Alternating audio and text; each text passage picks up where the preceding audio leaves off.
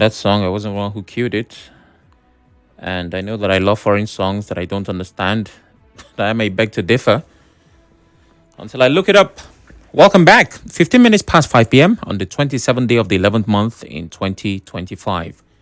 If you need a reminder of the times, not the time, but the times, it is the last Thursday in the month of November. We're slowly pacing towards the end of November. The month officially ends on Sunday. And Monday gives us a brand new month, December. Yes, indeed. There is a frenzy that comes with December. I don't know if this year would hold that as well, but we wait and we watch.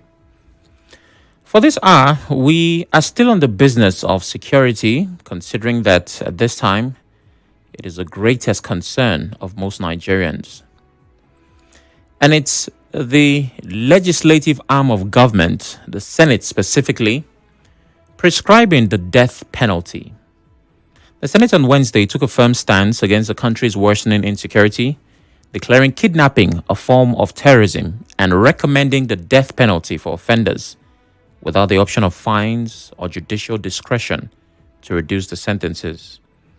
The resolution followed hours of tense debate triggered by November 18 attack on Christ Apostolic Church, Eruku in Ekiti local government area of Kwara State, where gunmen killed 2 worshippers and abducted 38.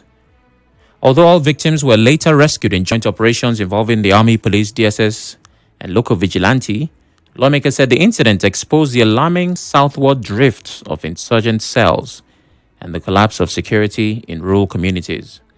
The decision stemmed from a motion by Senator Yisa Ashiru, Kwara South, titled Urgent Need to Address Escalating Insecurity in Kwara, Kebbi, and Niger States and Strengthen National Security Frameworks. And as you heard, it was quite heated. Too many people had too many things to say. That's what happens on the floor of the Senate. Deliberations that lead to lawmaking.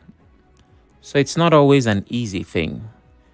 You have to be certain that beyond reasonable doubt, everyone is in agreement and the law favors the people because it's their interest that you represent. And so they commenced the process of amending the Terrorism Prevention and Prohibition Act. The lawmakers passed the bill after first reading during plenary on Thursday. Now, the earlier report was from Wednesday. Well, today, that's past first reading. It followed resolutions after a heated debate on national insecurity. So if this becomes a law, the punishment for kidnapping is death. Is that going to reduce the occurrences of abductions across the country? Now, mind you, first of all, before you get to the point where a person is killed for kidnapping, a few things must happen. First, you must arrest, right? Exactly. After arresting, you must prosecute. That means they will have their day in court. Thirdly, they must be found guilty. Then you can now kill.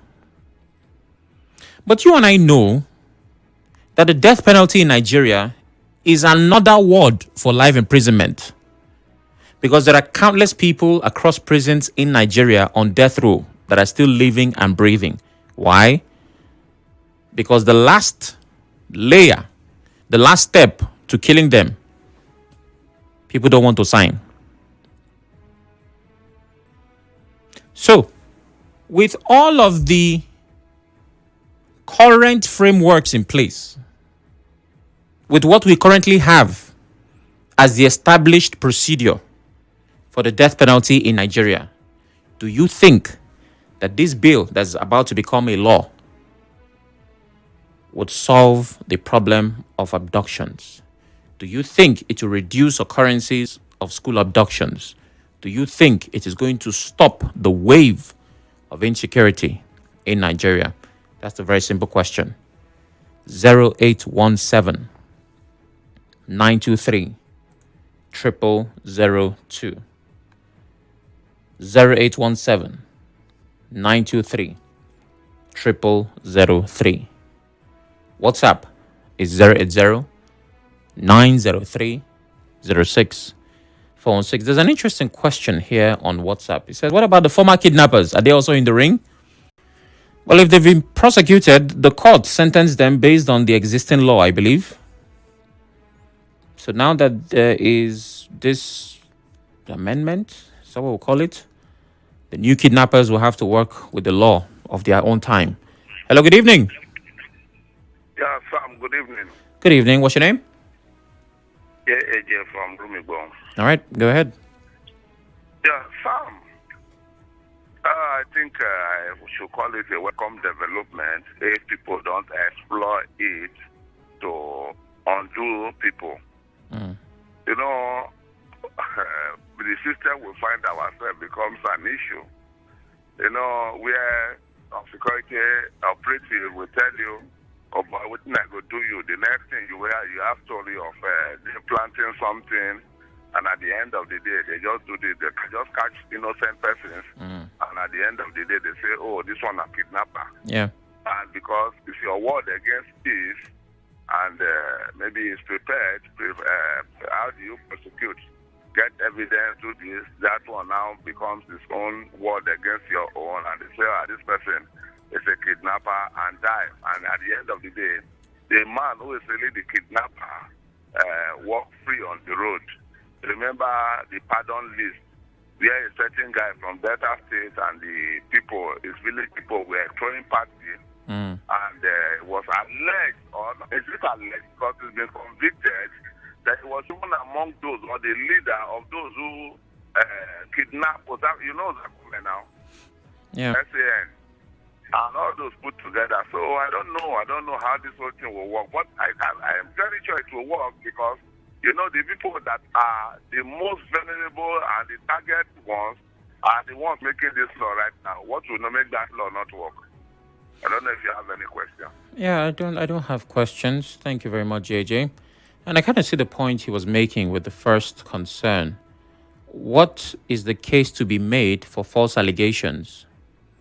If a police officer accuses you of being a kidnapper simply because you're not acting accordingly,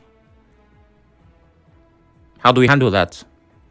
And you see, it's not just JJ accusing the police. There are instances. One that we can very likely remember, Chima Ikunado.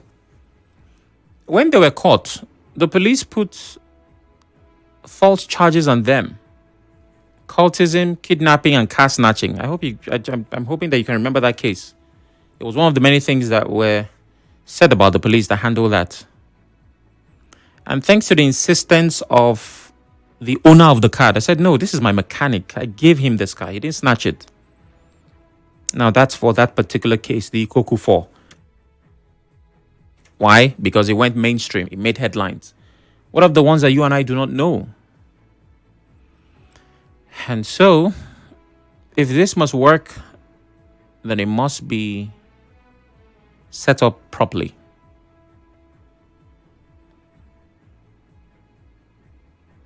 I didn't think of this before, but now I just can't get it out of my mind. What about false allegations? Sam, does a death sentence stop people from committing murder? Does it stop armed robbery? Ogu Justice is asking on WhatsApp. Oh, well, it is what it is. We'll take a break, and when we return, I hear from you. Stay with us. Not having a bus stop is not an excuse for bad driving or causing accidents. If you are a passenger, inform the driver early before you get to your destination. Also caution the